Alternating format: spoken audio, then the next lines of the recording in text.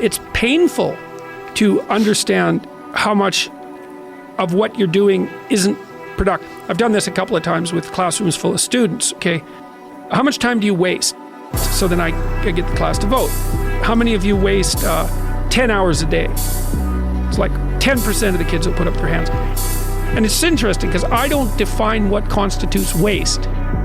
I just ask the question. So they're diagnosing themselves, right? I'm not saying you're wasting 10 hours a day.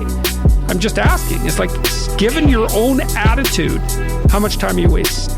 Well, when you get to like 6 hours a day, 80% of the people put up their hands.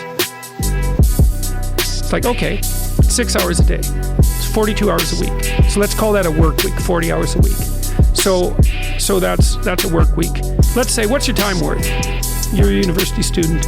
Well, it's certainly worth minimum wage, because obviously, but it's worth way more than that, because if you spend a productive hour when you're 20, then you gain the benefits of that hour for the rest of your life. So there's the compounding effect of time spent when we were young. So I say, well, let's assume your time's worth $50 an hour, which I think is an underestimate, but whatever, let's call it 50. So that's $2,000 a week you're wasting. It's $100,000 a year.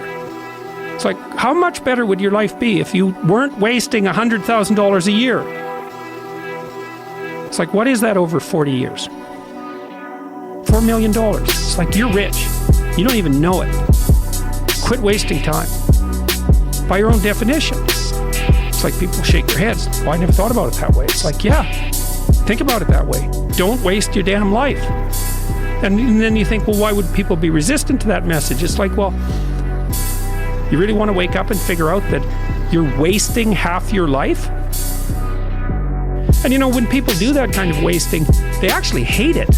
You know, and so they're watching YouTube videos, say, but not ones that are good for them, although sometimes they will do that, but just browsing in that kind of mindless way that you do when you're not paying attention and you're trying to kill time. And people doing that, they feel bad, they get depressed, they feel anxious, they can't get away from it, they feel kind of quasi-addicted. There's this feeling of kind of internal rot and corruption that goes along with it. It's like, yeah, well, you're wasting your life. It's like, so it's painful. It's painful to recognize that. Then it's painful to think, oh my God, look how undisciplined I am. I don't know anything.